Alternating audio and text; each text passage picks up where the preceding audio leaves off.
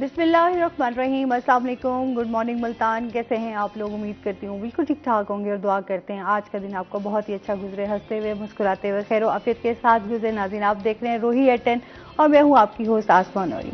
एक नई सुबह में आपको खुश आमदीद कहते हैं। सबसे पहले तो तमाम मुसलमानों को आज जुमे का दिन है, बहुत बहुत मुबारक हो। और आज के दिन जितना हो सकता है कसरत से दुरूद पाक पढ़ा करें, क्योंकि हमारी तमाम परेशानियों मुश्किलों का हल जो है वो इसी में है। और जितना हम अपने अल्लाह के साथ अपना कनेक्शन स्ट्रॉन्ग करेंगे, हमारी तमाम परेशानियां और मसाइल जितने हम समझ रहे हैं कि हमारी लाइफ में चल रहे हैं साथ साथ, वो आपको देखेंगे कि कितनी उनमें आसानी होती दिखाई देगी।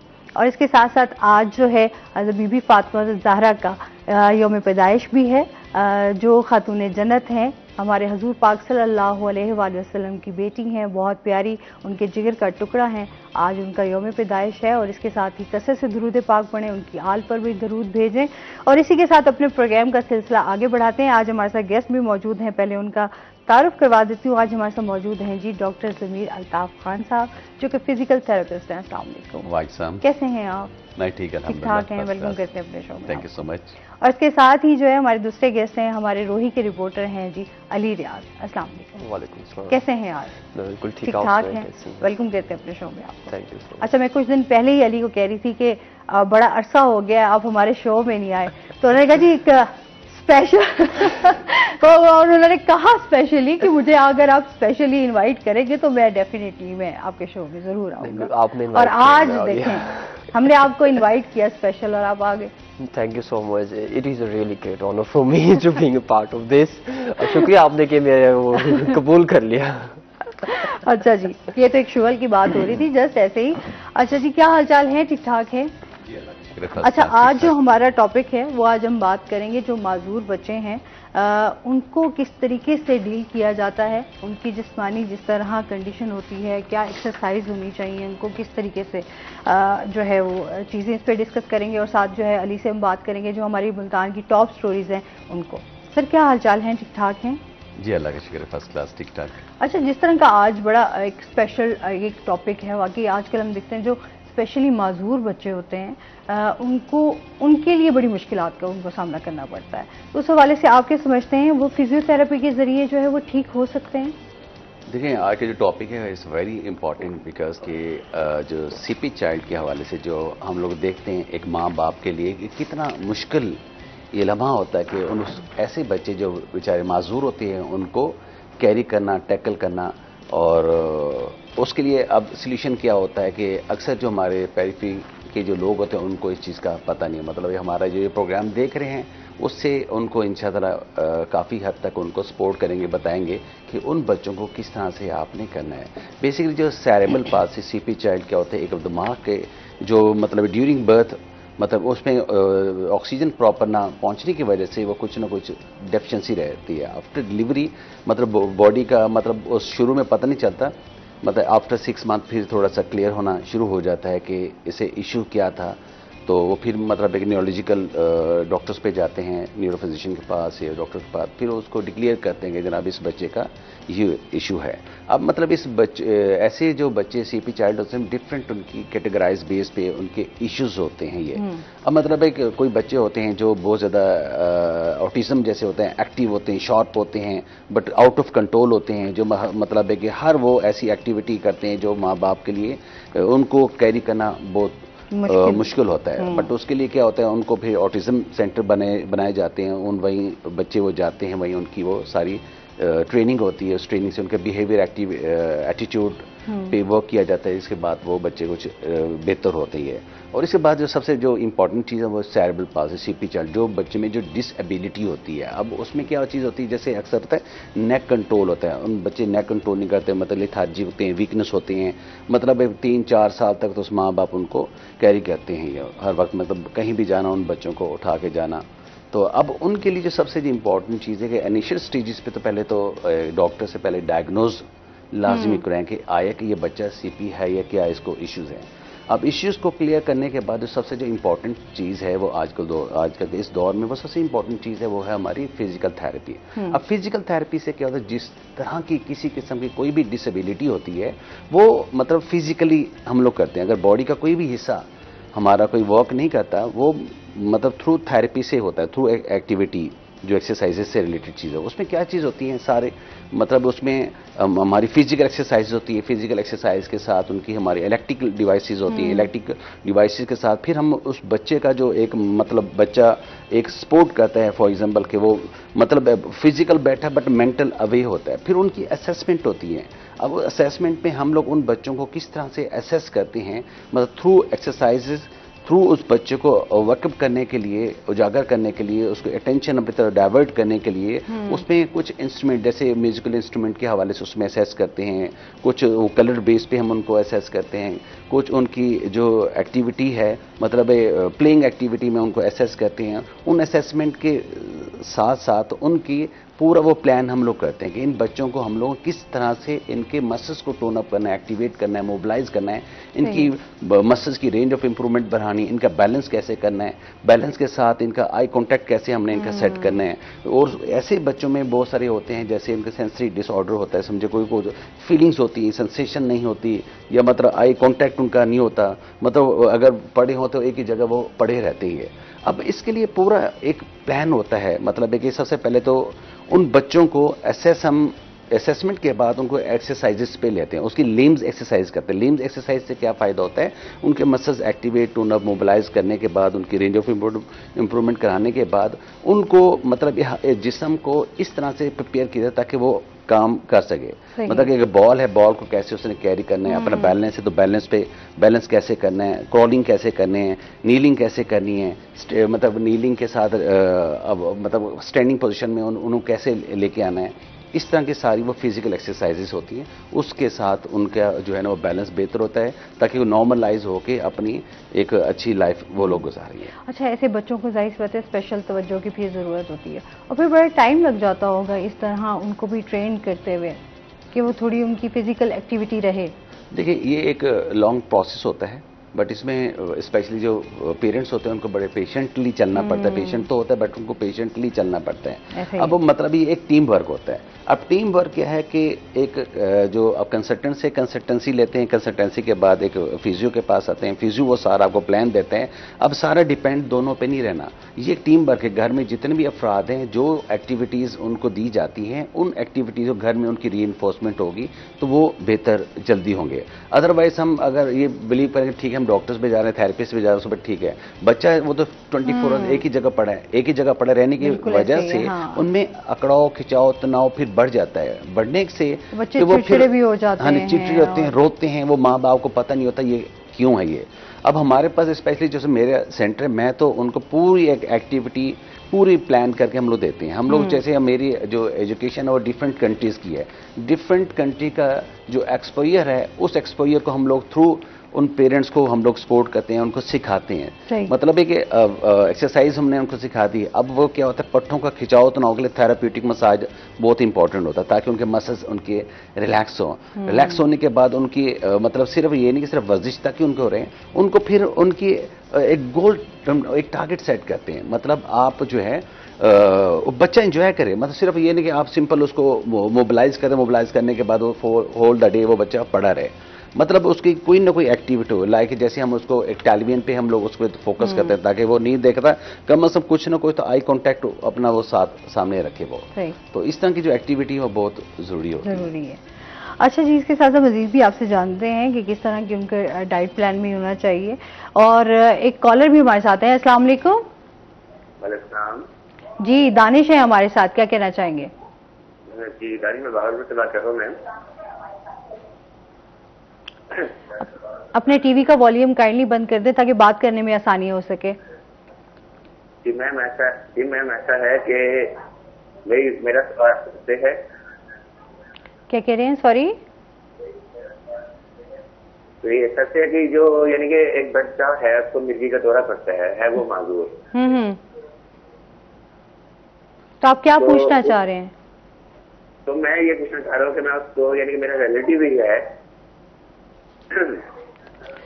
आप सवाल पूछ लें। उसको कैसे क्रिएट किया जाएगा? अगर मिर्गी का दौरा पड़ता है वो गिर जाता है। ठीक है, बहुत शुक्रिया कॉल करने का। देखिए, सबसे पहले तो आप न्यूरो फिजिशियन से आपने पहले तो कंसल्टेंसी लेनी है। न्यूरो फिजिशियन के बाद आपको मेडिसिन प्रिस्क्राइब करेंगे। मेडिसिन के साथ उसका जो है ना लिम्स का हिस्सा है उनका, मतलब अपर और लोअर लिम्स, उनकी हैं एक्सरसाइजेज से क्या होगा, उनको अकड़ाव खिंचाव तनाव में कमी होगी। जरिए बात है, जब भी एक दौरा पड़ता है तो उसके पट्टों का अकड़ाव खिंचाव तनाव होता ही है। उसकी एक्सरसाइजेज हैं सिंपल। आपने जो भी बेबी है या आपके घर में कोई भी है, आपने अगर उसकी है टांगों का या हाथों का इश्यू है उसका, तो जॉइंट्स है, ये 1 2 3 4 जॉइंट्स हैं।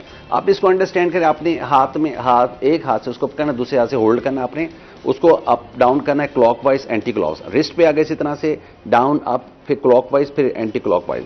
रिस्ट आपने अपना आर्म पे हाथ रखा है, डाउन अप, इसी तरह से क्लॉकवाइज, फिर ये एंटी क्लॉकवाइज। फिर इसी तरह से आपने शोल्डर गर्डर्स किए, डाउन किया, आपने अप किया, फिर शोल्डर गर्डर्स को आपने क्लॉकवाइज और एंटी क्लॉकवाइज तमाम ज्वाइंट्स को आपने मोबिलाइज करने के बाद फिर उसकी है रेंज ऑफ इंप्रूवमेंट। आपने एक हाथ शोल्डर पे रखा, दूसरा हाथ जैसे कैरी किया आपने, ताकि जो उनका अकड़ाव खिंचाव तनाव है वो उसका बेहतर हो जाएगा।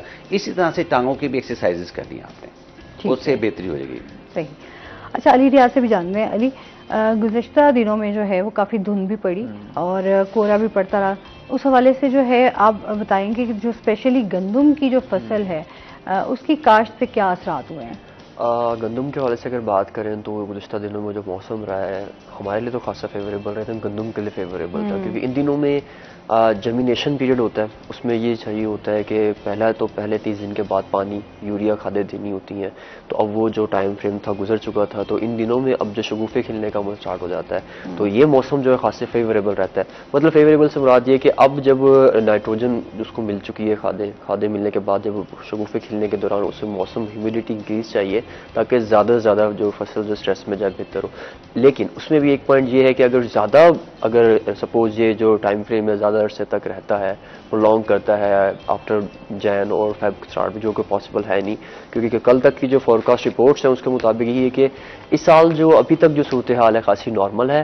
दिसंबर का जो थोड़ा सा एक्टिव स्पेल रहा है कि वो एंडिंग में रहेगा, तो नेक्स्ट 2 वीक तक तो एज यूजुअली रहेगा।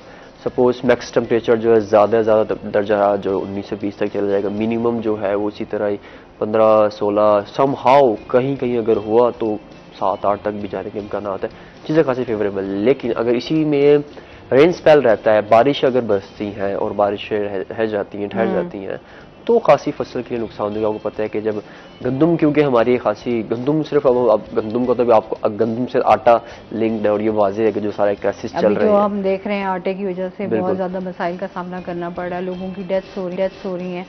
तो एक वो कहते हैं कि आटे के लिए पहले आपको अपनी जान देनी पड़ेगी, मतलब ये हालात है। मतलब आप इमेजिन करें कि हम एक एग्रीकल्चर कंट्री हैं और हम जहाँ जिस खिते में हैं, ये ज़रात, इसको फूड बास्केट कहा जाता है साउथ पंजाब को, और यहाँ पर हमारे यहाँ ये सूरत हाल है कि मुल्तान, अगर आप बल्कि हम सब देखते ही हैं सुबह के मुख्तलिफ जगहों पे, मुल्तान में अगर बात करें तो चौकशाबाज, वल्ला मंडी, ये इधर जितनी भी सारे एरियाज़ हैं जहाँ पर इन्होंने लगाए हुए हैं, वहाँ पर अब इमेजिन करें आप एक ऐसा मुल्क जो खुद अपनी गंदम पैदा कर रहे हैं, सारी चीज़ें अवेलेबल है, उसके बावजूद भी आटे के लिए उनको लाइन में लगना पड़ रहा है। बिल्कुल ऐसी फ्लॉ कहाँ पर है, हमारी पैदावार नहीं आ रही, या अगर पैदावार आ रही है तो हमारा महकमा खुराक जो है वो क्या करे, वहाँ पर गया है। अच्छा, वहाँ पर नहीं है तो फिर जो कोटा जा रहा है, मतलब ये तो सिंपल सी बात है ना। अब जैसे परसों की स्टेटमेंट है हमारे पीएम साहब की और सीएम साहब की। पीएम साहब कहते हैं कि जी this is not matter of federal government, ये वफाक का मैटर नहीं है। ओके, वो कहते हैं प्रोविंशियल मैटर है। वो अगर प्रोविंशियल वफाक का मैटर है तो आइन, अच्छा अब हमारे यहाँ एक जो बड़ा क्राइसिस जो चल रहा है, I mean can you imagine के एक दौर में हुआ करता था कि जी मुल्क में जो है बहरान, सियासी बहरान है, पॉलिटिकल क्राइसिस है। अब सिचुएशन ये है पिछले 3 से 4 माह से 5 माह से कि कॉन्स्टिट्यूशनल क्राइसिस है, आईनी बहरान है। हमारे यहाँ ये सूरत पैदा हो चुकी है कि अब इदारों के साथ हमारे जो सियासी पार्टीज हैं, जो सारे बड़े इक़्तिदार लोग हैं, वो यही डिफाइन कर पा रहे कि भाई आपने क्या करना, मैंने क्या करना। हाँ। भाई इधर वे के it is matter of federal और provincial. The thing is that कि लोगों को खाना नहीं मिल रहा, आटा नहीं मिल रहा। आई मीन हमें ये सोचना चाहिए। उसमें भी आइन में लिखा हुआ है, मैं परसों देख रहा था, उसमें एक रिपोर्ट है पूरी प्रॉपर कि उसमें वायद बिल्कुल अगर इस तरह का बहरान पैदा होता है तो फेडरल और ये इन दोनों को मिलकर बैठना है। सपोज हमारे जो सेक्रेटरी फूड है यहाँ से मिलकर बैठे हैं, और नेशनल फूड सिक्योरिटी जो हमारी पूरी मिनिस्ट्री है, national food security research, what they are doing कि क्राइसिस के मामले में बड़ी पिछले दिनों कहा जा रहा था कि जी हम डील कर लेंगे, मैटर सारी चीजें हो जाएंगी, तो अब वो कहाँ है वो पॉलिसी। अच्छा, फिर उसके बाद चेक एंड बैलेंस का बड़ा इशू हमारे यहाँ चल रहा है। अगर आटे के इस सारे सिनेरियो को हम समराइज करें कि अगर तो हमारे यहाँ यही नहीं है कि अगर एक मिल को इतना कोटा जा रहा है तो भाई वो कहाँ कर रहा है, जखीरा अंदोजी भी बहुत है ना। That is the thing. ये चीज जो है ना, लोग जिस तरह अभी चीनी की कोई बात हो जाए, चीनी का बहरान, तो आपको जखीरा अंदोज वहां नजर आ जाएंगे। अच्छा, आटे का अभी स्टार्ट हुआ है तो आटे में भी आपको जखीरा अंदोज नजर आएंगे। अभी घी का मसला हो जाएगा तो वहां पर भी, मतलब आपकी खाने पीने की जो अशिया हैं उन्हीं पे ही बहरान चल रहे हैं, और एक आम बंदे को सरवाइव करना जो है वो बड़ा मुश्किल अभी आपने 3 चीजों को जिक्र किया ना, जैसे कि आटा, घी। अच्छा, आटा और चल आटा तो हम समहाउ अपना कर रहे हैं, ओके फाइन है। चीनी जो है हमारा गन्ना है, ठीक है।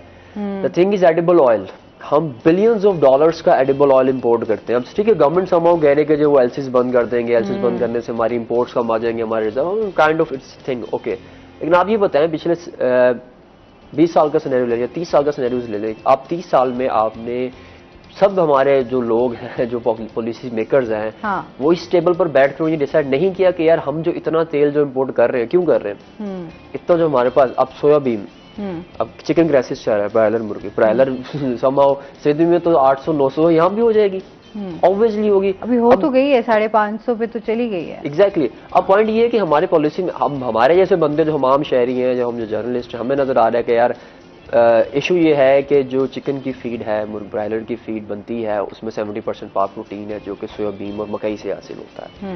सोयाबीन का अभी तक कोई इसका मुबदल नहीं है, सब्स्टिट्यूट नहीं है। सोयाबीन चाहिए। जो मिल मालिकान है वो इंपोर्ट करते हैं, और अब से नहीं कर रहे, शुरू से करते आ रहे हैं। तो भी पिछले 10 साल से अगर इंपोर्ट हो रही, तो आपने क्यों ये ऐसी कोई पॉलिसी नहीं बनाई कि आप एक एरिया रिस्ट्रिक्ट करें कि भाई नहीं यहाँ से सोयाबीन लगाएं, कि हम अपनी एटलीस्ट अगर हम 70% जो हम अपना इंपोर्ट कर रहे हैं उसको कम से कम मिनिमाइज करके 20 पे ले आए, या 100% जो कर रहे हैं हम उसको 50 पे ले आए, कुछ तो करें ना उसके लिए। अब वही हो रहा है, आपकी जो फीड्स है बंद पड़ी है मिल, लेकिन वो उसमें भी एक अलग देखे ना आप, जैसे आपने कहा ना कि स्टॉक माफिया, जखीरा अंदोजी। अब जो फिर मिल मालिकान होते हैं उनके पास 3 से 4 महीने का सबको पता है कि एक्स्ट्रा होता है, लेकिन अब मुनाफा, जब एक चीज का क्राइसिस चलेगा, हाँ, तो भी नहीं फायदा उठाते हैं। अच्छा, अपना फायदा देखते हैं, कभी भी किसी के बारे में नहीं सोचते कि एक आम बंदा किस तरह सरवाइव कर रहा होगा, कितना मुश्किल है, लोगों की जाने जा रही हैं, लोग परेशान हैं। ऑलरेडी हमारे मुआशरे को देख लें आप, हमारे मुल्क की सूरत हाल देख लें, क्या चल रही है, मईशत हमारी कहाँ खड़ी हुई है। तो उस हवाले से जो है ना, वो कहते हैं एक एहसास जगाने की भी जरूरत है, बेदार करने की भी जरूरत है कि दोबारा से हमें एक कौम बनने की जरूरत है। इस टाइम जो मुल्क के हालात हैं हमारे। बिल्कुल। अच्छा, इसके साथ साथ जिस तरह हम एक तो गंदम की काश्त पे बात कर रहे हैं, आप समझ रहे हैं कि जो खादें हैं वो भी दस्तयाब नहीं है। खादों का मामला तो देखें हॉट लाइन टॉपिक रहा है गुज़िश्ता दिन में, क्योंकि पहले पानी के वक्त तो यूरिया खाद तो चाहिए होती है, ऑब्वियसली वो तो है, ज़रूरी है, देना है। तो सबको सामने सूरत हाल थी कि वज़ीर-ए-आज़म साहब ने जो अरबों रुपए का जो किसान पैकेज दिया कि जी हम उसमें सेकंड हैंड जो इंपोर्ट करेंगे ट्रैक्टर वो देंगे, सब्सिडी देंगे, यूरिया खाद का उन्होंने रेट फिक्स किया, डीएपी का रेट फिक्स किया। अब उसमें प्रॉब्लम ये हुई कि जो आप फिक्स 11,000 कर रहे हैं या 2300-2400 रेट फिक्स कर रहे हैं, 2200 फिक्स कर रहे हैं, वो तो पहले 1700 की बिक रही थी, हमने तो पहले से उसको ऊपर पहुंचा दिया। बिल्कुल। एंड देन उसके बाद इशू ये क्रिएट हो रहा है हमारे यहाँ, हमारे एक सिंपल सा फिनोमिना बन चुका है, सिर्फ खाद ही नहीं, हर चीज का जो खाने की चीजें हैं उसमें होता है कि अब जैसे मिसाल रमजान की एग्जांपल ले लें, सबको पता है कि रमजान है तो अब लोगों को ये चीजें इस्तेमाल करनी है, जनरल चीजें ही हैं। अब वो जनरल चीजें मिसाल के तौर पर बेसन खाना है, बेसन आपको स्पेसिफिकली रमजान में महंगा मिलेगा, घी आपको रमजान में महंगा मिलेगा, कुछ सब्जियां, फ्रूट्स आपको महंगी मिलेगी। फ्रूट्स तो फुल्ला। अच्छा, माह रमजान दूसरे ममालिक में हम देखते हैं, माह रमजान आता है, इस मुकद्दस महीने का बहुत भरपूर तरीके से इस्तकबाल किया जाता है और बड़े अच्छे से किया जाता है। अच्छा, लेकिन हमारे यहाँ भी बहुत अच्छे से किया जाता है, बट वो इस तरीके से किया जाता है कि फिर महंगाई जो है वो आसमान तक पहुंच जाती है। आपके जो फ्रूट्स हैं वो आपके जो है वो महंगे दामों फरोख्त हो रहे होते हैं। आपके अच्छा खजूर हो गई, ये भी आपके महंगे दामों जो फरोख्त हो रही होती है। और फिर आटा, चीनी, घी, और ये चीजें तो आपकी जरूरत की हैं, तो चाहिए होती हैं आपको। तो इसमें भी हम देखते हैं कि लोग जो है इस महीने का भी ख्याल नहीं करते। वो असल में हमारे यहाँ ना कुछ चीज़ों को, एक फेस्टिवल्स है, हमने फेस्टिवल्स को बना दिए अपॉर्चुनिटीज। आई मीन ईद है तो भाई बाजार खोलने, और अब सामान बिकना ही बिकना, एक बंदे की नीड है। हमने लोगों की जरूरियात से, कैपिटलिस्ट सिस्टम है बेसिकली, नीड है, हमने उस नीड्स पे फोकस कर लिया कि अब किसान को यूरिया चाहिए। मैं चाहे उसको 2700 का बैग दूं या 3000 का बैग दूं, या मैं उसको 2500 का बैग दूं, उसकी जरूरत है। अगर उसने नहीं देनी तो उसकी पैदावार ठीक नहीं होगी, क्योंकि उसको छोटा किसान क्या करेगा जो ऑलरेडी कर्जा लेके अपनी फसल को उगाता है, उस पर मेहनत करता है, और फिर वो जब काश्त करने का टाइम आता है उसके माइंड में यही होता है ना कि जब ये फसल मेरी पककर तैयार हो जाएगी, जब मैं काश्त करूंगा, जब मैं इसे बेचूंगा तो मुझे उससे मुनाफा होगा, जो मैंने एक कर्ज लिया है उसको भी मैंने वापस करना है, और उससे बाकी जो चीज़ है वो मैं अपने घर का खर्चा भी चलाना है, अखराजात भी देखने हैं, फैमिली को भी चलाना है। लेकिन हम देखते हैं एक छोटा किसान जो है वो अब इस तरफ नहीं आ रहा, काश्त वाली साइड पे। ऐसी बात है, कहाँ से वो इतने अखराजात पूरे करे? बिल्कुल। अभी देखें ना, जो बड़ा जो तरक्की पसंद काश्तकार कह रहे हैं या जो जमींदार कह रहे हैं, जमींदार स्टेबल होता है, उसके रिसोर्सेज इतने हो मैनेज। अगर हम छोटे काश्तकार का देखें, अब सबसे ज्यादा मुतासिर किसी भी कौम में कह लें, किसी फील्ड में कह लें, किसी माशरे में कह लें, जो मुतासिर तबका होता है वो हमेशा से मुतवस्सित तबका से मुराद वो लोग होते हैं जो मिडिल क्लास या lower middle class. The farmer, जो हमारा छोटा फार्मर है, बेसिकली लोअर मिडिल क्लास है। उसको पता है कि भाई मैंने, मिसाल के तौर पर मैंने अगर 4 से 5 एकड़ पे लगाई है गंदुम, उसको पता है इसमें से खाना भी है। और अगर अच्छा, फिर गंदुम का हमारा ये होता है कि लोग ये सोच लेते हैं यार चलो कुछ नहीं होगा तो दाने तो हो जाएंगे ना, चलो एटलीस्ट घर की रोटी बन जाएगी, सालन कुछ हो ना हो, प्याज से खा लेंगे। अभी भी गांव में ये चीजें चल रही है, हमारे रिवायाती है। तो एक तो फार्मर कुछ इस तरफ से आता है। लेकिन जो मोस्ट इंपॉर्टेंट चीज, अच्छा इसमें एक चीज है कि ये इनिशिएटिव इट्स गुड के जो उनकी पिछली बार कीमत थी अच्छी दे दी हुकूमत ने, प्राइस उसके अनाउंस कर दिए। लेकिन द पॉइंट इज दैट जब आपकी जो इनपुट्स है वो इंक्रीज कर जाएंगी, अगर यूरिया की 3 से 4 बोरियां लग जाए, डीएपी लग जाए, तो पीछे उसकी प्रोडक्शन क्या बचेगी? बिल्कुल, इस पे मजीद हम बात करेंगे। नाज़रीन, अभी हमने जाना है ब्रेक पे, हमारे साथ रहिएगा।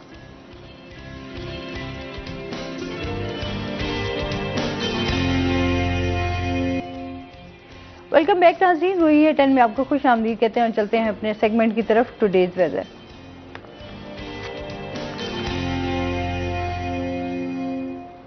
हसन मलिक हमारे साथ मौजूद हैं। हसन से जानते हैं आज दिन भर मौसम कैसा रहेगा, क्या सूरत हाल है? जी आसमा, शहर ओलिया मुल्तान के अगर आज के मौसम की बात की जाए तो आज शहर ओलिया का मौसम बहुत ज्यादा साफ सुथरा होने के साथ साथ बहुत ज्यादा खुशगवार दिखाई दे रहा है। आज अगर मुल्तान के एयर क्वालिटी इंडेक्स की बात की जाए तो आज मुल्तान का एयर क्वालिटी इंडेक्स बेहतरीन दिखाई दे रहा है। आज शहर ओलिया का एयर क्वालिटी इंडेक्स 68 पॉइंट्स पर रिकॉर्ड किया गया है, जो कि आज मुल्तान के वासियों के लिए सांस लेने के लिए बेहतरीन फिजा आज बताई जा रही है। आज अगर ज्यादा से ज्यादा दर्जा हरारत की बात की जाए तो शहर ओलिया मुल्तान का आज ज्यादा से ज्यादा दर्जा हरारत 16 डिग्री सेंटीग्रेड तक जाने का इम्कान है। इसी तरह से अगर कम से कम दर्जा हरारत की बात की जाए तो आज मुल्तान का कम से कम दर्जा हरारत 7 डिग्री सेंटीग्रेड पर रिकॉर्ड किया गया है। इसी तरह से अगर आज हवा में नमी के तनासुब को देखा जाए तो आज हवा में नमी का तनासुब 60% तक रिकॉर्ड किया गया है। इसी तरह से अगर देखा जाए कि धुंध की शिद्दत की क्या सूरत हाल है तो आज शहर ओलिया मुल्तान को सूरज की शदीद शुआओं ने अपनी लपेट में ले रखा है, जिसकी वजह से मतला बहुत ज्यादा साफ और खूबसूरत दिखाई दे रहा है। धुंध की शिद्दत में नुमाया कमी की वजह से मोटरवेज M4 मोटरवे और M5 मोटरवे हर किस्म के ट्रैफिक के लिए खुली है। इसी तरह से अगर फ्लाइट ऑपरेशन की बात की जाए तो फ्लाइट ऑपरेशन भी मामूल के मुताबिक जारी है। महकमा मौसमियात की जानिब से ये पेशगोई की जा रही है कि आइंदा 24 घंटों के दौरान मुल्तान का मौसम सर्द रहने का इम्कान है। इसी तरह से महकमा मौसमियात की जानिब से ये पेशगोई भी की जा रही है आइंदा 24 घंटों के दौरान मुल्तान का एयर क्वालिटी इंडेक्स भी इसी तरह से साफ सुथरा रहने का इम्कान है। इसी तरह से अगर देखा जाए कि आइंदा 24 घंटों के दौरान बारिश की क्या पेशगोई है तो महकमा मौसमियात की जानिब से ये पेशगोई की जा रही है कि आइंदा 24 घंटों के दौरान बारिश का कोई इम्कान मौजूद नहीं है। और महकमा मौसमियात की जानिब से ये पेशगोई भी की जा रही है आइंदा 24 घंटों के दौरान अलल सुबह के औकात में हल्की धुंध पड़ने का इम्कान है, लेकिन पूरा दिन इसी तरह से जैसे आज साफ सुथरा एयर क्वालिटी इंडेक्स और जिस तरह से आज साफ सुथरा मौसम दिखाई दे रहा है, तो महकमा मौसमियात की जानिब से ये पेशगोई की जा रही है आइंदा 24 घंटों के दौरान भी मुल्तान का मौसम इसी तरह रहने का इम्कान है। जी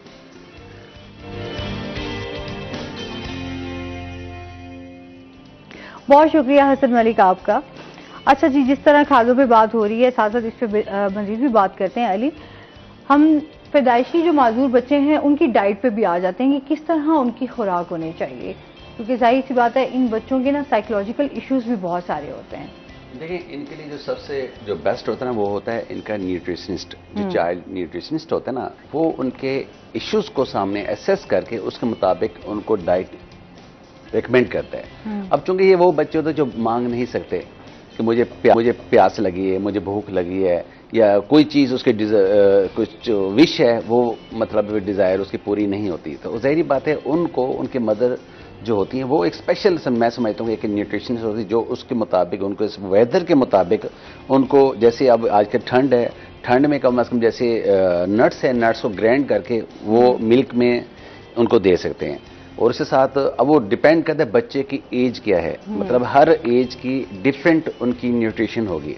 जैसे before 6 month, 2 month, 8 month, after year, मतलब इन सब की डाइट डिफरेंट होती है। अगर हम अपने आप को देखें, हम तो ज़ाहिर बातें बड़े हैं, हम तो जो एक नॉर्मल है, हम लोग जो स्पेशली जो डिसेबिलिटी के हवाले से जो भी पर्सन है, अब ऐसे हम जैसे स्ट्रोक पेशेंट है जिनको फालिज हो जाता है, उनके लिए भी बहुत बड़ा मसला है। मतलब आज हम जो अभी इंशाल्लाह आपको जो चीज़ बताई जाएगी, मतलब वो बच्चों और बड़ों को दोनों को वो एक्सरसाइजेस और न्यूट्रिशन पे थोड़ा सा फोकस हम कराएंगे। अब वजह यह कि बच्चों की डाइट अलहदा होती है, बड़ों की अलहदा होती है। अब हमें सबसे पहले तो आपके पास कोई भी न्यूट्रिशनिस्ट है ना, उससे लाजमी आप कंसल्ट करें, बट आसान लफ्ज़ों में आप उसको किस तरह से वेदर के साथ कैसे मैच करते हैं। जैसे आजकल आपके पास फ्रूट्स, फ्रेश फ्रूट है, आप उसकी जगह अगर वो माल्टा है, माल्टा नहीं तो पल्प वो ले सकते हैं, ठीक है। इसके बाद अगर नट्स है, नट्स को वो अगर बच्चे छोटे हैं मतलब वो ग्राइंड करके लाइक पाउडर टाइप वो उनको मिल्क में किसी चीज़ में आप दे सकते हैं। अब मैं इतना अर्सा थाईलैंड चाइना रहा हूँ, वहीं मतलब होटल में वो जो नट्स होते हैं ग्राइंड करके रखे होते हैं। आप जो भी आप डाइट लेते हैं वो साथ एक स्पून के साथ आप अपने न्यूट्रिशन में उसको हल करके आप लेते हैं। हमारे यहाँ क्या है कि हम लोग जब भी कोई बात करते हैं यार वो महंगा बहुत है, तो इसलिए हम नहीं खाते। देखिए बात है कि एक बॉडी को हर वेदर के मुताबिक एक प्रॉपर न्यूट्रिशन की जरूरत होती है। बिल्कुल, जब तक प्रॉपर न्यूट्रिशन नहीं मिलेगी तो हमें क्या होगा। अच्छा, फीलिंग्स क्या होती है, अगर जब हमारे जिस्म में टूट फूट का शिकार होता है तो हम क्या होता है कि फिजिकल हम लोग आपके साथ मैं कन्वर्सेशन मेंटल में अवे हो जाऊंगा, मैं मतलब मैं स्किप करूंगा, मतलब मैं हर वो चीज़ मैं अपने पे अप्लाई करूँ जो मेरी विश है, जो मैं चाहता हूँ मैं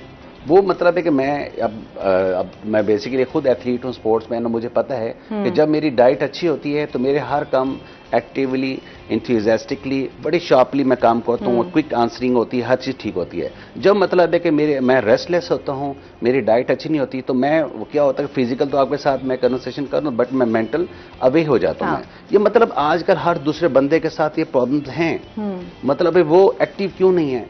ज़ाहिर बात है एक ठंड है, ठंड से एक तो वैसे भी उसको ठंड लगी हुई है, और ज़ाहिर बात है उसको ज़्यादातर जैसे इस मौसम में एग का इस्तेमाल करना चाहिए, हनी का इस्तेमाल करना चाहिए, नट्स का इस्तेमाल करना चाहिए। अब ये चीज़ें गर्म हो गई, इसके साथ ठंडा क्या है आपके पास मौसम के मुताबिक माल्टे हैं, मौसमी था, फ्लूटर था, उसका ज़्यादा करें। फिर आजकल बहुत अच्छा है जो स्पेशली जूस है, गाजर का जूस है और चुकंदर है, उसमें मिक्स करके आप लें, और स्पेशली पुदीना हो गया, अदरक हो गई, इसका ज़्यादा इस्तेमाल करें।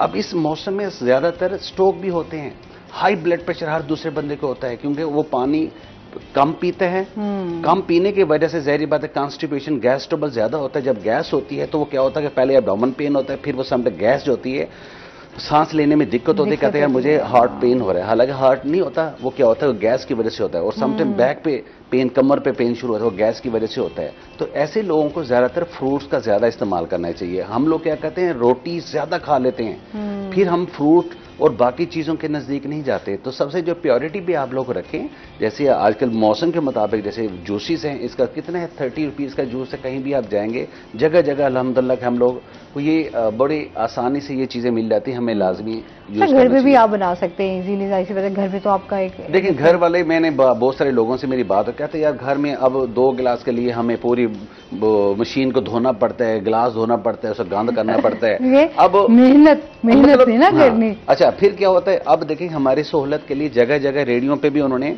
सलाद रखे हुए हैं। मतलब है कि जो भी वेजिटेरियन पर्सन है वो वहीं से अपना जो है लंच करता है वो वहीं से वो ले लेता है। अब जहां तक न्यूट्रिशन की हम लोग बात करें कि मतलब वेदर के मुताबिक अपने आप को ठंडा गर्म जो है वो अल्लाह ताला ने हमें इस मौसम के मुताबिक दिया, हमें वो डाइट वो लेनी चाहिए। जहां तक बच्चों के हवाले से हैं वो मतलब है कि उन्हें बहुत ज्यादा, स्पेशली मदर्स को बहुत ज्यादा ख्याल करना चाहिए कि अपने बच्चों को जो 1 साल तक कभी भी ठंडी कोई चीज न दें। आप देखिए खराश पानी पीते तो फौरन खराशें सिक्रेशन से हमारी बनती है। स्पेशली जब बच्चे होते हैं जो स्ट्रोक पेशेंट होते हैं तो उनकी भी चेस्ट इन्फेक्शन हो जाते हैं। चेस्ट इन्फेक्शन वो कफ करता है, कफ करने से रेस्पिरेटरी उसकी डिसऑर्डर हो जाती है, मतलब है कि वो डिस्कम्फर्ट हो जाता है। फिर जब स्पूटम बहुत ज़्यादा हो जाएगा फिर उनको हॉस्पिटलाइज होना पड़ता है, फिर निबलाइज करना पड़ता है, उनको चेस्ट फिजियो करनी पड़ती है। तो इस तरह से फिर उनको फिर आगे बहुत ज़्यादा ऑक्सीजन की डिफिशियंसी होती है, फिर ऑक्सीजन उनको देना पड़ता है, मतलब बड़े बड़े प्रॉब्लम का सामना करना पड़ जाता है। तो स्पेशली बेहतर है कि फिर आपने जो है इस तरफ जाए उससे पहले एहतियात कर ले और अच्छा और हेल्दी डाइट जो है वो आप अपने बच्चों को दें।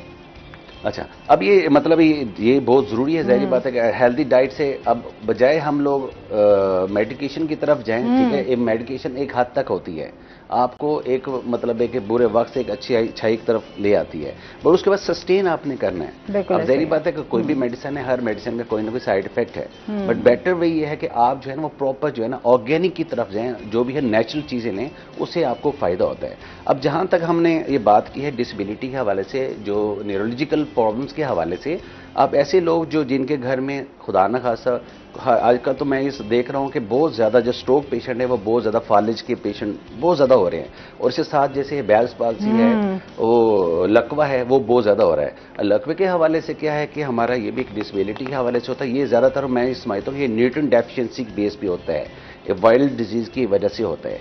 अब वो क्या होता है मौसम की तब्दीली की वजह से, जैसे आजकल मौसम ठंड है, अब अंदर का जो हमारा जो टेम्परेचर है वो अप्रॉक्सीमेट कोई मैं ये समझता हूँ कि वो 40-50 के राउंड अबाउट होता है, अगर बेड पे भी होता है सो टेम्परेचर लाइक दैट ऐसे होता ही है। अब जब वो बाहर जाते हैं वो 5 to 10 टेम्परेचर होता है, बहुत ज़्यादा चिल वेदर होता है, तो जिस्म गर्म होता है, वो उस वजह से एयर थ्रो होने की वजह से उनकी एक साइड वो हो जाती है। अब ज़ाहिर बात है वो ये सर्दियों में विंटर्स में ज्यादा ये लकवा और फालिज का जो है वो ज्यादा खतरा होता है, ये ज्यादा होता है, मतलब इसी तरह से गर्मियों में भी ये है, जैसे बाहर बहुत ज्यादा गर्मी है, मतलब अक्सर बुजुर्ग, मैं तो इसलिए जब मैं स्पोर्ट्स करता था, हमारे जो दादा दादी ना में बड़ा मना करते थे कि बेटा ठंडा गर्म का बहुत ज्यादा एहतियात करें। अब वजह यह कि अब वो कॉन्सेप्ट नहीं है, अब इसीलिए कि अब हमारे पास वजह है कि अवेयरनेस और लोगों को समझाने के लिए टाइम नहीं है। जो टाइम है वो हम लोग सारा मोबाइल पे लेके आ जाते हैं, मतलब अपने आप को हम टाइम दे रहे हैं। हम अवामुन्नास के लिए हमें कोई भी अगर कोई भी जो भी कुछ समझता है उसको लाजमी आगे टीच करना चाहिए, डिलीवर करना चाहिए, बताना चाहिए, स्पेशली मौसम के हवाले से। तो ये चीज़ें जो है ना सिर्फ सदका जारी है, मैं समझता हूँ ये हर दूसरे बंदे के लिए ये ज़रूरी भी है। बिल्कुल, इस पर मजीद भी हम बात करेंगे। नाज़रीन, अभी हमने जाना ब्रेक पे, हमारे साथ रहिएगा।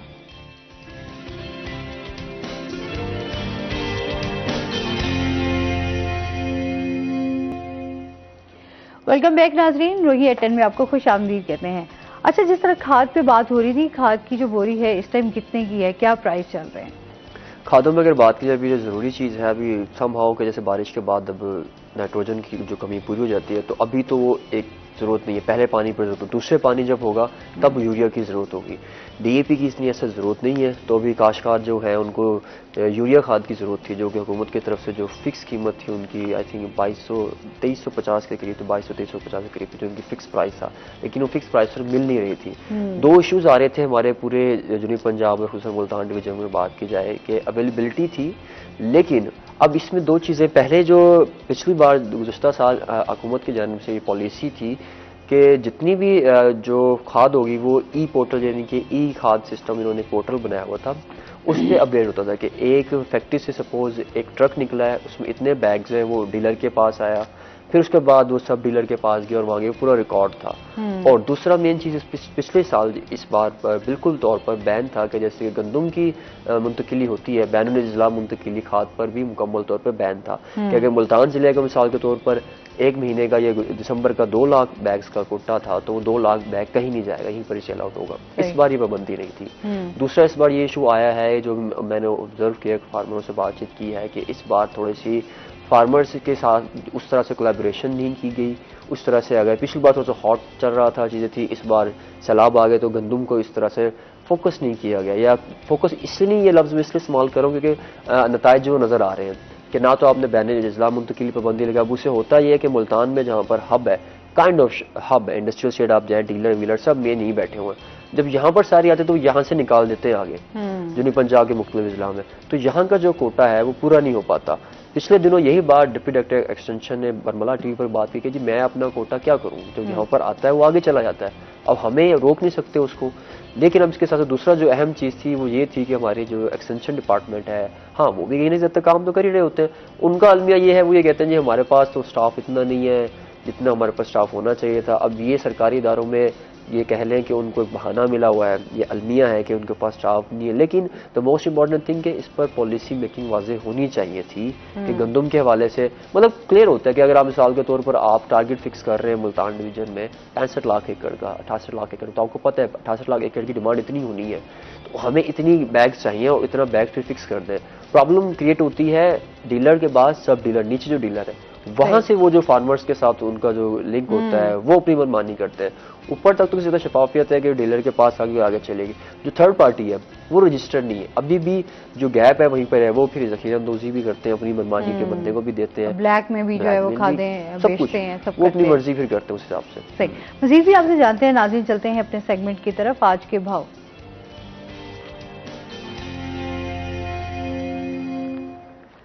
शकील सुल्तान हमारे साथ मौजूद हैं। शकील से जानते हैं आज मार्केट में सब्जी और फलों के क्या रेट्स हैं। जी मौसम भी बदला, साल भी बदला, लेकिन इन दिनों मुल्तान शहर की सब्जियों की कीमतों में कोई तब्दीली नहीं देखी जा रही। सब्जियों की कीमतों को गुज़श्ता 2 हफ्तों से जैसे ही नया साल शुरू हुआ इजाफा हुआ था कीमतों में, उसमें कोई भी कमी देखने को नहीं मिल रही। जबकि फलों की कीमतों में आज के दिन अच्छा खासा इजाफा देखा गया है। सबसे पहले सब्जियों की कीमतों की बात कर लें तो इसमें लहसुन जो है वो 400 तक बरकरार है, अदरक 320 में, लीमू 160 से 240 रुपये फी किलो तक फ़रोख्त हो रहे हैं। दीगर बुनियादी सब्जियों में प्याज 240 से 280, टमाटर जो है वो 60 से 80 रुपये फी किलो में, जबकि सब्ज़ हरी मिर्च 160 रुपये फी किलो के हिसाब से फ़रोख्त हो रही है।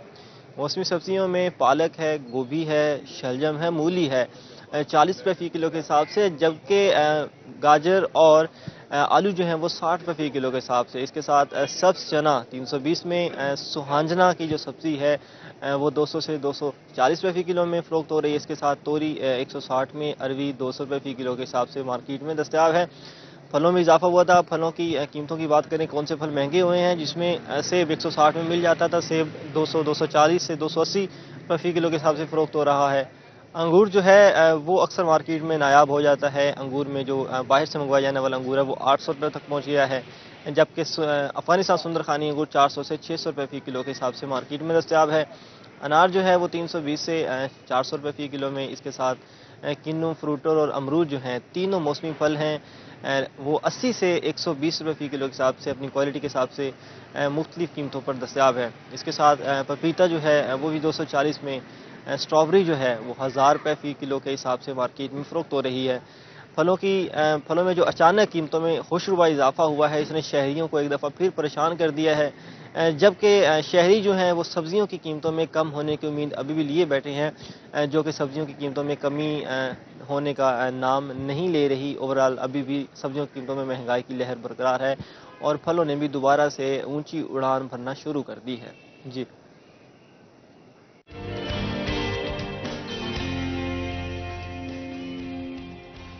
बहुत शुक्रिया शकील सुल्तान आपका।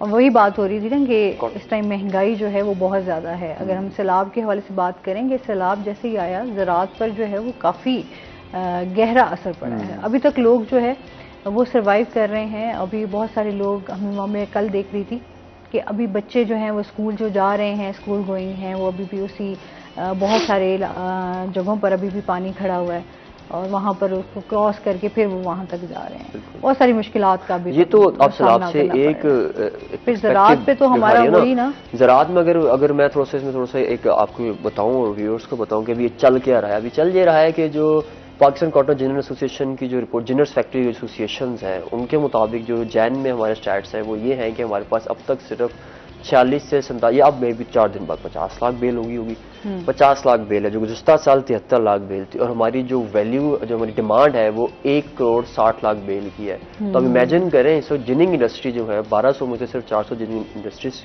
फैक्ट्रीज पार्शियली चल रही हैं। देन टेक्सटाइल इंडस्ट्री 50% डेडलॉक है। लूम इंडस्ट्री बंद हो चुकी है प्रॉपर। क्यों? एक तो आपका सैलाब से जो मुतासर कॉटन का हमारा रकबा था, एक अंदाजे के मुताबिक कल की कुछ रिपोर्ट है कि 6 से 7 अरब तक का हमें लॉस हुआ है। क्या उसकी अगर हम टोटल वैल्यू चेन को अगर हम देखें तो अब इस इशू में ये आ रहा है कि जहाँ पर हमारी जिनिंग इंडस्ट्री बंद हो रही है और हमारा काश्तकार को नुकसान पहुंचा है, हमारी टेक्सटाइल इंडस्ट्री को नुकसान पहुंचा है, हमारी स्पिनर्स बंद है, लूम इंडस्ट्री बंद है, पूरी एक चेन डिस्टर्ब हो रही है। और फैसलाबाद में जैसे हम सब देखेंगे कितनी ज़्यादा इंडस्ट्री पार्शली क्लोज होती जा रही है टेक्सटाइल इंडस्ट्रीज के, जो हम ये बंद कर रहे हैं। क्यों?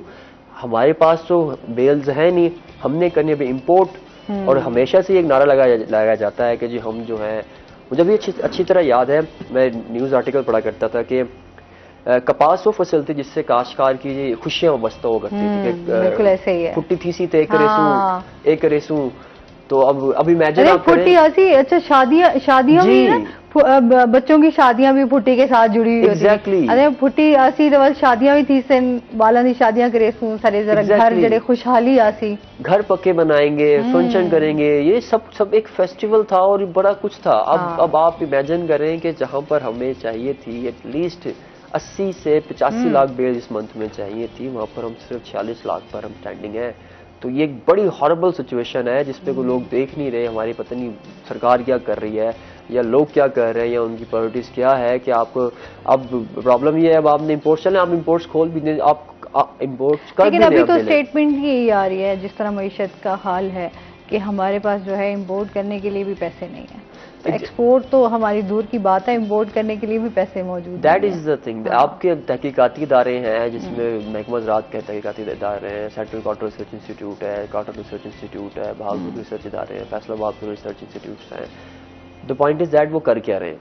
पहला पॉइंट कि भाई अभी तक आप लोग 50-60 साल से आप के इदारे खड़े हुए हैं, हमें ये बता दें, इदारे बने हुए हैं लेकिन उस तरीके से काम नहीं हो सका जो आज तक हम समझते हैं कि होना चाहिए था। जिस तरह इस सैलाब आया, इस पर भी हमारे बहुत सारे काम ऐसे होने चाहिए थे कि इस सैलाब जो हमने एक आफत मुश्किल हमने जो गुजारी है, ये हमारे लोगों पर ना गुजरती। बिल्कुल। अच्छा जी, इसके साथ ही सर आप क्या मैसेज देना चाहेंगे हमारे व्यूवर्स को इस हवाले से कि जो जिनके बच्चे अगर माजूर हैं या सेहतमंद बच्चे भी हैं, तो किस तरह वो उनका ख्याल रख सकते हैं? देखें, आजकल के जो दौर है बड़ा क्रिटिकल कंडीशन में हम लोग गुजर रहे हैं। तो मतलब है कि हमें ऑर्गेनिक चीज़ें की तरफ कम और सिंथेटिक चीज़ों की तरफ हम ज़्यादा जाते हैं। मतलब एक घर में मतलब काम ना करने की वजह से हम बच्चों को पैसे दे, जो बेटा खुद ही आप स्कूल से जो मर्जी खा लें।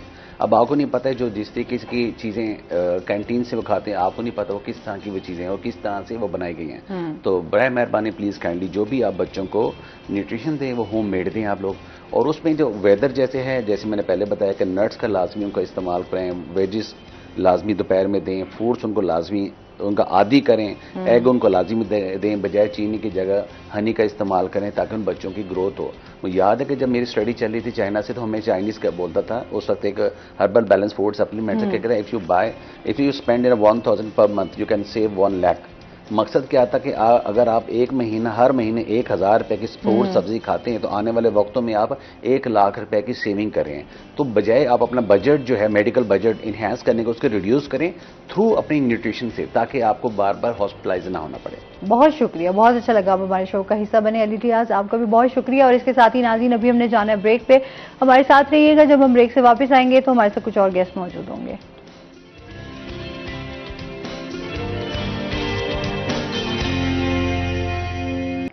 वेलकम बैक नाज़रीन, रोही एयरटेल में आपको खुश आमदीद कहते हैं। और ब्रेक के बाद हमारे साथ गेस्ट मौजूद हैं, उनका तारुफ करवा देती हूँ। आज हमारे साथ मौजूद हैं जी प्रोफेसर अकरम हुरैरी साहब, जो कि इस्लामी स्कॉलर हैं। अस्सलाम वालेकुम, कैसे हैं आप? ठीक ठाक हैं? वेलकम कहते हैं अपने शो में आपको। और इसके साथ ही जो हमारे दूसरे गेस्ट हैं वो हैं जी मोहम्मद मुजीबुर रहमान नक्शबंदी, जो कि नात खां हैं। अस्सलाम वालेकुम, कैसे हैं आप? ठीक ठाक हैं? वेलकम करते हैं शो में आपको। और इसके साथ ही इनके दूसरे भाई भी हमारे साथ मौजूद हैं, मोहम्मद मुनीबुर रहमान नक्शबंदी। दोनों जो है नक्शबंदी बिरादरान हैं, दोनों नात खां हैं। आज इनसे हम नाते रसूल मकबूल सल्लल्लाहु अलैहि वसल्लम सुनेंगे। और इसके साथ साथ जैसे मैंने प्रोग्राम के स्टार्ट में बात की थी कि आज हज़रत फातिमा रज़ी ताला अन्हा का जो है वो यौम पैदाइश है। सबसे पहले तो तमाम मुसलमानों को बहुत बहुत मुबारक हो। आज उनकी शान और सीरत पर हम बात करेंगे और इसके साथ साथ जो है नाते रसूल मकबूल सल्लल्लाहु अलैहि वसल्लम भी सुनेंगे। सर, सबसे पहले तो आपको बहुत बहुत मुबारक हो। और आज हम बात करने जा रहे हैं इतनी बड़ी हस्ती के बारे में। आपको पता है हजूर पाक सल्लल्लाहु अलैहि वसल्लम की जिगर का टुकड़ा। फिर हम बात करें हमारे जो सरदार हैं जन्नत के हजरत हुसैन, फिर हजरत हसन की बात करें, उनकी माँ मौला अली की वाइफ। मतलब आज उनके बारे में शान और सीरत में क्या कहना चाहेंगे आप? कई निस्बतें हैं। बिस्मिल्लाहिर्रहमानिर्रहीम। रसूल करीम सल्लल्लाहु अलैहि वसल्लम इस दुनिया में कुल कायनात में जितने भी इंसान बसते हैं सबसे बालातर शख्सियत हैं, चाहे वो अम्बिया की जमात हो या इसके अलावा कोई भी बड़ी बुजुर्ग हस्तियाँ हों। तो अल्लाह रब्बुल इज़्ज़त ने अपने पैगम्बर सल्लल्लाहु अलैहि वसल्लम के मकाम व मर्तबे को तमाम तर से बालातर करार दिया। तो उस शख्सियत से वाबस्ता जितनी भी हस्तियाँ हैं यकीनन वो भी उसी तरह जो है वो अज़मत वाली हैं। और बिलख़ुसूस फिर जिनके बारे में रसूल मुअज़्ज़म सल्लल्लाहु अलैहि वसल्लम बतला दे उनके फ़ज़ाइल, उनके दराजात, उनके मकाम व मर्तबे के बारे में, तो वो तो बिलऔला तस्दीक शुदा जो है वो हस्तियाँ हैं। तो आप अलैहिस्सलातु वस्सलाम की जितनी भी औलादें हैं उनमें सैयदा फ़ातिमा रज़ियल्लाहु ताला अन्हा इनका बड़ा ही मकाम व मर्तबा है। एक तो ये है कि अपनी बहनों में ये सबसे छोटी हैं।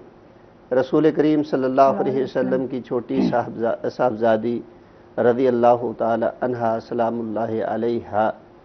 तो उस हवाले से देखा जाए तो जो छोटों से प्यार और मोहब्बत होता है उस हवाले से इस पर कसीर गुफ्तगू की जा सकती है।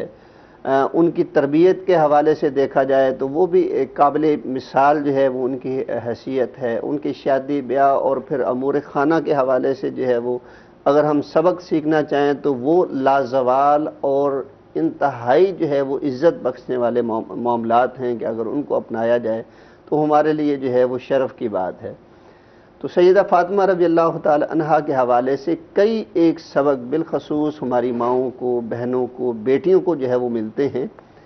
तो इसलिए जो है वो कहा जाता है कि हमें अगर आइडियल शख्सियत देखनी है तो हमें सैयदा फ़ातिमा रज़ियल्लाहु ताला अन्हा की जो है वो जवानी, उनका बचपन, उनकी शादी, उनके शादी के बाद के मामलात, यहाँ तक कि उनकी आखिरी रसूमात जो इस दुनिया से रुखसत हो जाती हैं, वफ़ात पा जाती हैं, वो सारी ज़िंदगी के तमाम तर मामलात वो हमारे लिए जो है वो बड़ा ही हुसैन जो है वो सबक है। एक तो निस्बत जो है वो हमारी तमाम ख़वातीन की इस लिहाज से भी उनके साथ है कि आप अलैहिस्सलाम का वक्त वफ़ात आता है, आप अलैहिस्सलाम अपनी बेटी के कान में एक बात करते हैं तो वो मुस्कराने लगती हैं। फिर कुछ देर के बाद दोबारा बात की तो वो रोने लग गई। तो इसके बारे में जो है वो मुख्तलिफ आरा हैं। उनमें से एक कवि जो है वो राय ये है कि जब उनसे पूछा गया कि आप मुस्कराई हैं फिर रो दी हैं तो इसमें वजूहात के हैं, तो वो फरमाती हैं कि अल्लाह के रसूल सल्लल्लाहु अलैहि वसल्लम ने मुझे फरमाया कि जन्नत में हम इकट्ठे होंगे और तू तमाम ख़वातीन की सरदार होगी। तो यकीनन ये खुशी की बात थी। और फिर उसके बाद अपनी जुदाई की जो है वो ख़बर दी और वो जो है वो यकीनन वो गम और तकलीफ़ की बात थी तो रोना आ गया। तो ये जो निस्बत है ना कि जब भी आपको लीडरशिप दी जाती है तो उसके बाद जो है वो जितने भी उनके कारकुन होते हैं या उनसे वाबस्ता लोग होते हैं तो वो उनके लिए काबिल मिसाल होते हैं। तो इसी तरह काबिल मिसाल का मतलब ये होता है कि उनकी आदात को, उनके रवैयों को, उनके किरदार को, उनकी गुफ्तार को, उनके उठने बैठने को, उनके सोने जागने को, वो हर एक चीज़ को जो है वो एग्जामिन किया जाए और उसको फिर जो है वो फॉलो किया जाए। तो यही हमारी हकीकी मानों में निस्बत है कि वो जो हमारी सरदार हैं वो दुनिया में और फिर आखिरत में वो हमारी एक नुमाइंदगी जो है वो करने वाली हैं। और ये तस्दीक शुदा है रसूल करीम सल्लल्लाहु अलैहि वसल्लम की ज़बान अक़दस से तो यकीनन हमें बिलखसूस उनकी सीरत के बारे में सीखना चाहिए कि वो क्या जामे सिफ़ात की हामिला थी। आक़ा सल्लल्लाहु अलैहि वसल्लम की वो साहबजादी हैं, इज़्ज़त, मकाम, प्यार, अदब, एहतराम, कई चीज़ें जो है वो सीखी जा सकती हैं कि एक वालिद अपनी बेटी के साथ किस तरह रवैया रखता है, बेटी अपने बाप के साथ किन आदाब के साथ जो है वो रह सकती है। इसी तरह वो शादी के बाद अज़दवाजी हालत में आती है तो वो उनके तौर तरीके, रवैये वो जो है वो किस तरह है। आक़ा सल्लल्लाहु अलैहि वसल्लम के पास एक मरतबा सईदा फ़ातिमा रज़ियल्लाहु ताला अन्हा तशरीफ़ लाई और उसके पीछे वजूहात में से एक वजह ये थी कि आप अलैहिस्सलाम जंगों में वो माल गनीमत आता तो उनके साथ जो है वो गुलाम और लौंडियाँ भी आती थी। तो बाहमी मुशावरत के साथ सैयदना अली रज़ियल्लाहु ताला अन्हु की मुशावरत के साथ आप अलैहिस्सलाम के पास जाकर अर्ज़ करती हैं कि अल्लाह के रसूल, मुझे भी कोई एक खादिमा गुलाम दे दिया जाए ताकि मेरी मुआवनत हो सके घर के काम काज में। तो आप अलैहिस्सलाम उन्हें वापस घर भेजते हैं और उसके बाद वापस खुद उनके घर तशरीफ़ ले जाते हैं और फरमाते हैं कि ए फ़ातिमा, क्या तू ये पसंद करती है कि ग़ुलाम और खादमा की जगह पे मैं तुझे कोई ऐसी चीज़ बतला दूँ कि तेरे काम काज, तेरी थकावट वो सारी अल्लाह रब्बुल इज़्ज़त दूर कर दिया करे और ये मेरे लिए बेहतर है कि मैं ग़ुलाम और खादमा जो है वो आपकी बजाय किसी और को दे दूँ। तो आक़ा सल्लल्लाहु अलैहि वसल्लम ने उन्हें 3 कलिमात सिखलाए, सुभान अल्लाह, अल्हम्दुलिल्लाह, अल्लाहु अकबर, और वो फरमाया कि आप जब सोने लगें तो इनको पढ़ लिया करो, सो जाया करो, अल्लाह तेरी दिन भर की थकावट को दूर फरमा देगा। और ये हमारी माओ बहनों के लिए भी एक बड़ा सबक है। मुसद्दिका रिवायात हैं कि अपने घर का काम काज करती थी, पानी खुद भर के लाती थी, आटा जो उस वक़्त खुद पीसा जाता था, ये चक्कियाँ और बाज़ार से आटे ये चीज़ें नहीं थी, तो वो काम काज भी जो है वो खुद किया करती थी। तो ये सारे मुशक्क़त भर के जो है वो काम इस हवाले से जो है वो करती हैं। फिर इनका रवैया जो है वो देखा जाए कि सईदा खतीजा रज़ियल्लाहु ताला अन्हा तो फौत हो जाती हैं, मक्की ज़िंदगी में ही फौत हो गई। तो आप अलैहिस्सलाम की दीगर अज़वाज हैं और सैयदा फ़ातिमा रज़ियल्लाहु ताला अन्हा हैं, कहीं पे भी कोई बात ऐसी नहीं मिलती कि उन्होंने वो सोतीलापन उनके साथ इख्तियार किया हो या सैयदा फ़ातिमा के जहन में ये बात आई हो कि ये मेरी कौन सी हकीकी वालदाएँ हैं, ये तो जो है वो सोतीलापन है। लेकिन अदब और एहतराम वाला वही रिश्ता बरकरार रहा जो कि एक औलाद में वालदैन के बारे में और वालदैन का औलाद के बारे में होना चाहिए, वही इज़्ज़त और एहतराम। और वो क्यों ना होता कि आप अलैहिस्सलाम के पास जब सैयदा फ़ातिमा तशरीफ़ ले आती तो आप अदब के साथ उठ के खड़े हो जाते। और यहाँ पे एक बाप होने की हैसियत से रसूल करीम सल्लल्लाहु अलैहि वसल्लम ने हमें बतलाया है कि बेटियों की किस तरह इज़्ज़त और तकरीम की जा सकती है। सैयदा फ़ातिमा के घर खुद तशरीफ़ ले जाते, हाँ जी, उनका ख्याल, उनकी यानी जो भी मामलात होते उनको साथ देखते। फिर उनकी शादी का वक़्त आया है तो वो एक सीरत जो है वो एक जामे शख्सियत वहाँ पे निखर के सामने आती है कि वो एक नहायत ही काबिल दीद जो है वो है कि आप अलैहिस्सलाम मदनी ज़िंदगी में उनके साथ जो है उनकी जो है वो शादी करते हैं। आपके हाथ पे एक नहीं कई बड़े बड़े लोग जो है वो इस्लाम कबूल कर चुके हैं। आप अलैहिस्सलाम चाहते तो बड़े बड़े रईस और आला दर्जे के लोगों के साथ उनकी शादी कर सकते थे, लेकिन वो भी हमारे सामने एक मिसाल रखी है कि आप अलैहिस्सलाम ने रिश्ते नाते ताल्लुक़ बनाने के हवाले से, सिला रहमी के हवाले से जो एक रवैया एक लीडरशिप का होना चाहिए था, आप अलैहिस्सलाम ने वही मुतारफ़ करवाया कि सैयदना अली रज़ियल्लाहु ताला अन्हु के साथ जो है वो उनकी शादी जो है वो तय की और बेटी को नसीहतें फरमाई कि इनसे अगर अच्छा कोई रिश्ता होता तो मैं यकीनन करता। और आप अलैहिस्सलाम का ये इंतखाब और फिर उसमें सामान वगैरह और यानी एक कुल्ली बड़ी एक डिटेल चीज़ है कि जितनी भी बात की जाए जो है वो हर पहलू से जो है वो कम है। और फिर जो भी बात उनकी जो है वो छेड़ ली जाए वो इतनी दिलचस्पी रखती है कि बंदा बात सुनता रहे और करता रहे। बिल्कुल ऐसे ही है, इसमें कोई शक नहीं है। नाज़रीन, अभी अपने जाना ब्रेक पे, हमारे साथ रहिएगा।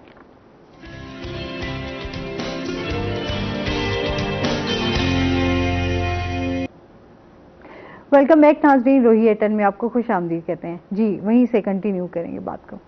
जी, हम बात कर रहे थे कि ख़वातीन के मुतालबात जब आते हैं और बिलखसूस घर में जो है वो कामकाज के हवाले से एक बड़ा इसरार जो है वो सामने आ जाता है, तो इसमें कोई हर्ज वाली पहली बात तो ये क्लियर कर दें कि कह दें कि अगर ये इशू खड़ा कर दिया जाए जी ये मुखालफत क्यों करते हैं ख़वातीन की, कोई मुखालफत नहीं। सबसे पहले तो ये बात है कि रसूल करीम सल्लल्लाहु अलैहि वसल्लम ने ये निस्बतें बनाने में एक कुफ़ का लफ्ज़ इस्तेमाल किया है कि बराबरी देखी जाए हर लिहाज में, वो उम्र में भी हो, वो मालो दौलत में भी हो, वो स्टेटस में भी हो, वो बरादरी में भी हो, और वो यानी उसमें तफावत नहीं होना चाहिए। वो रिश्तों के देर पा होने के लिए वो चीज़ें ज़रूरी हैं। तो वहीं पे जो है ये भी आप अलैहिस्सलाम ने हदायत फरमाई हैं कि शादी के बाद उनको वैसे हालात मुहैया किए जाएं जैसे वो पहले अपने माँ बाप के घर यानी आसाइशों के हवाले से रहती थी। तो ये तो कोई दो राय नहीं है कि पहले वो ऐशो इशरत में रहते हैं और बाद में उनके लिए वो तंगी का सबब जो है वो खड़ा कर दिया जाए। तो अब देखें जितने भी अहकाम हैं अल्लाह रब्बुल इज़्ज़त ने मर्द को तो पाबंद किया है, लेकिन ख़वातीन जो है उन मामलात में सिर्फ चंद एक मामलात में पाबंद हैं। घरों के मामलात जितने भी हैं उसमें आप अलैहिस्सलाम ने ख़वातीन के लिए क्या यानी मिसालें रखी हैं कि अगर वो काम करती हैं तो अल्लाह के यहाँ अजर और सवाब की मुस्तहिक होंगी। लफ्ज़ खावंद की फर्माबरदारी के साथ जो है वो जोड़ दिया गया है कि वो खावंद की फर्माबरदारी, और खावंद भी उन पर जो है वो। एक कॉल ले लेते हैं। अस्सलाम वालेकुम। जी, मिसेस सुल्तान हमारे साथ हैं, क्या कहना चाहेंगी?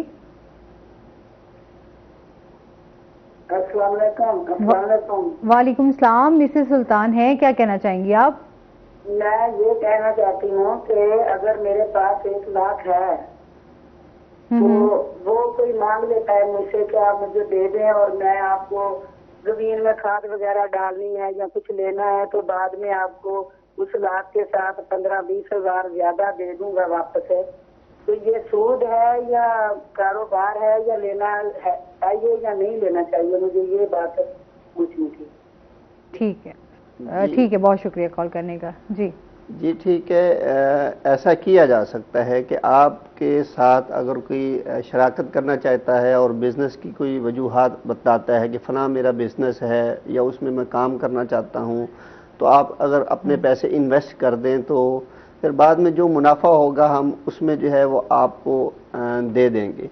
वो उसमें से निस्फ की बात करे, वो उसमें से किसी हिस्से की जो है वो तय कर ले कि इतना हिस्सा होगा कि मुनाफा होने की शर्त में। लेकिन ये है कि कबल इस वक्त पैसे लेने से पहले उसे ये ऑफर करवा दे कि आप 1 लाख देंगे तो मैं 1,20,000 आपको यानी 20,000 मुनाफा दूंगा, अगर आप मुझे 2 लाख देते हैं तो मैं 40,000 मुनाफा दूंगा इतने वक्त के बाद, तो ये बात सूद में आ जाती है।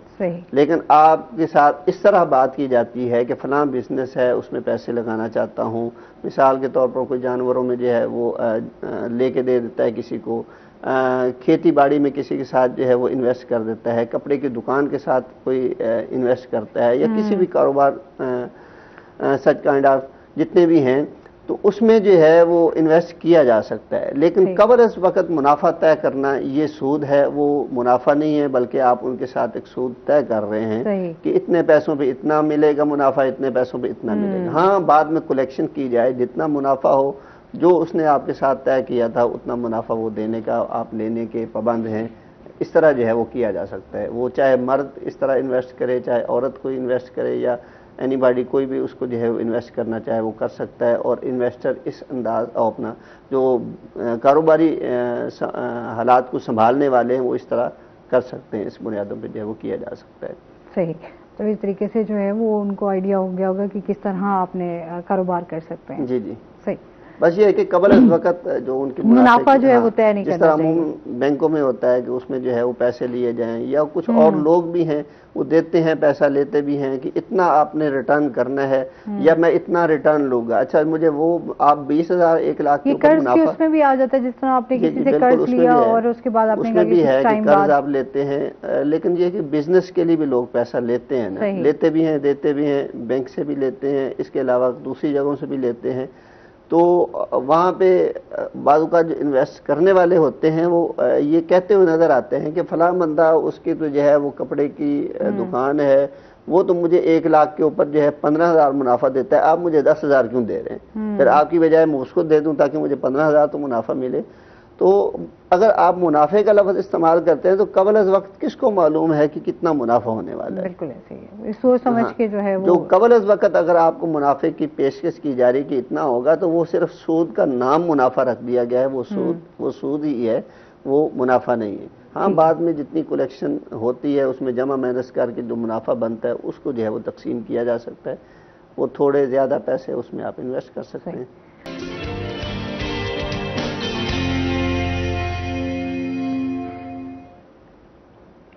वेलकम बैक नाज़रीन, रोही एटन में आपको खुश आमदीद कहते हैं। बहुत शुक्रिया। ब्रेक पे जाने से पहले जो है हम नाते रसूल मकबूल सल्लल्लाहु अलैहि वसल्लम सुन रहे थे।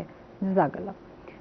अच्छा जी, वापस अपने टॉपिक की तरफ। उसी बात को हमने दरमियान में छोड़ दिया था अधूरा। तो सैयदा फातिमा रज़ियल्लाहु ताला अन्हा के हवाले से जो है वो बात कर रहे थे, और उनके अगर इस पहलू पे देखा जाए कि उन्होंने एक माँ की हैसियत से जो है वो क्या किरदार अदा किया है, तो ये हमारे लिए सबक है कि इंसान जो है अगर अपने बच्चों की अच्छी तरबियत कर जाता है और बिलखसूस वालदा उनकी तरबियत करती है, तो ज़िंदगी भर जो है वो वालदा उस नाम या उस शोहरत की वजह से जो औलाद को मिलती है हमेशा पहचानी जाती है।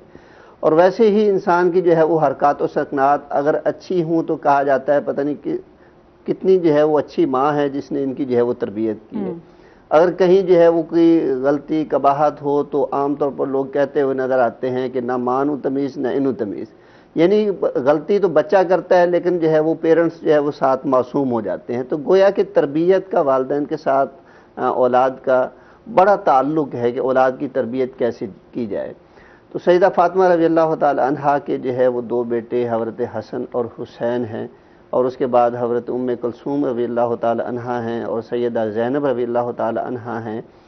तो अब उनकी अगर तरबियत के हवाले से देखा जाए तो देखें, दोनों बेटे दुनिया में उनके लाजवाल हस्तियाँ हैं कि ऐसे नाम हैं जो क़यामत तक जो है वो ज़िंदा रहेंगे।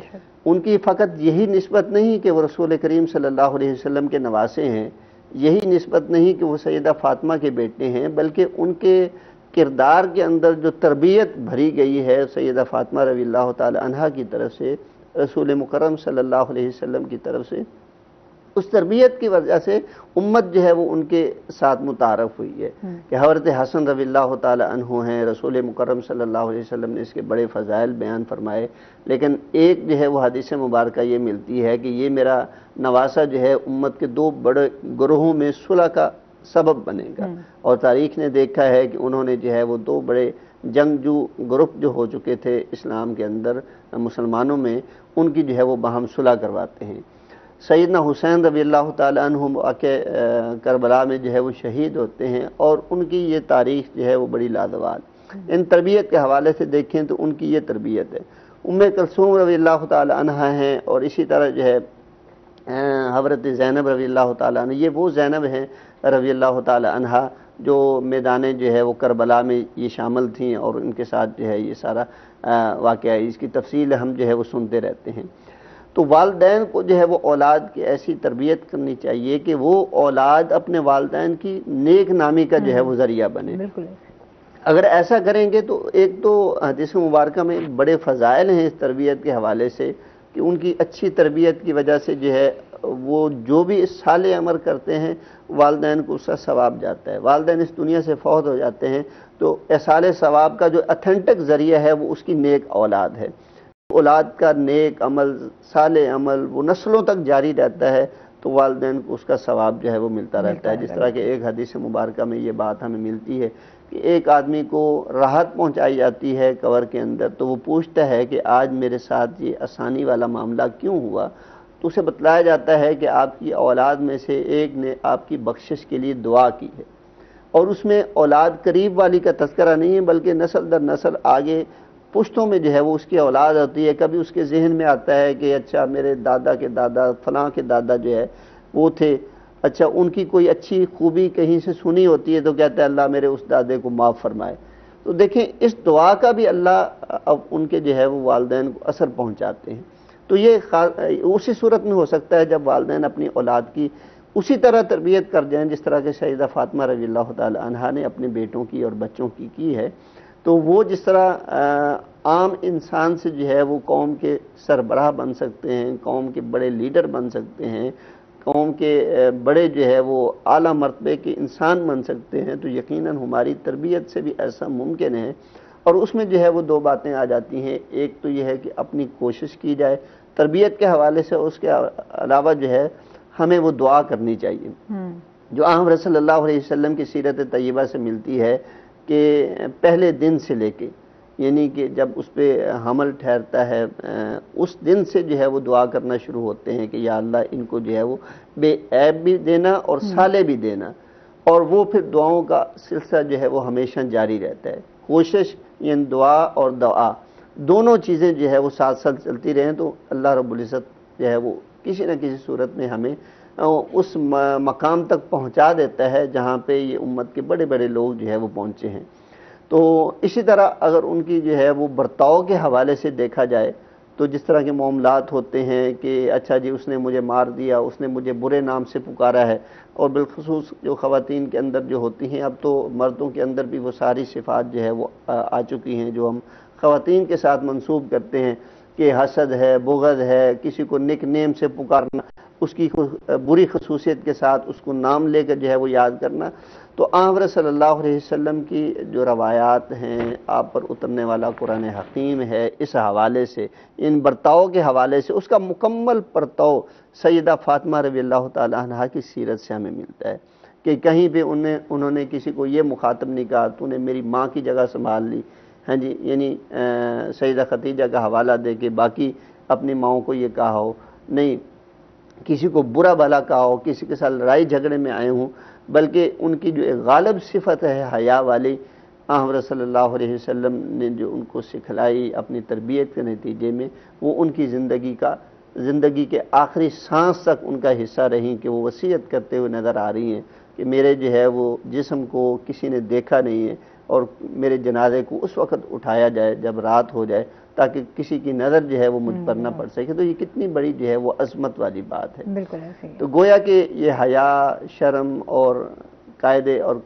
कवानीन जो है जो उनके हवाले से मंसूब हैं, अगर हमारा ताल्लुक़ रसूल करीम सल्लल्लाहु अलैहि वसल्लम के साथ है और आपकी इस बात से है कि ये जन्नत की ख़वातीन की सरदार हैं, तो हमें अपनी सरदार की उन तमाम खूबियों को जो है वो मद्देनज़र रखकर उनको अपनाने की कोशिश करनी चाहिए। सर बहुत शुक्रिया, बहुत अच्छा लगा, आपने बहुत खूबसूरती से बहुत सारी चीज़ों को जो है वो बयान कर दिया। आप दोनों का भी बहुत शुक्रिया, बहुत अच्छा लगा। आप हमारे शो का हिस्सा बने, जाते हुए आपसे जो है वो आखिरी कलाम सुनेंगे। और इसके साथ ही नाज़रीन आज का प्रोग्राम यहीं पर ख़त्म हुआ। अपना बहुत सारा ख्याल रखिएगा, दुआओं में याद रखिएगा। इंशाल्लाह ज़िंदगी ने साथ दिया तो सुबह आपसे फिर मुलाकात होगी। अल्लाह हाफिज़।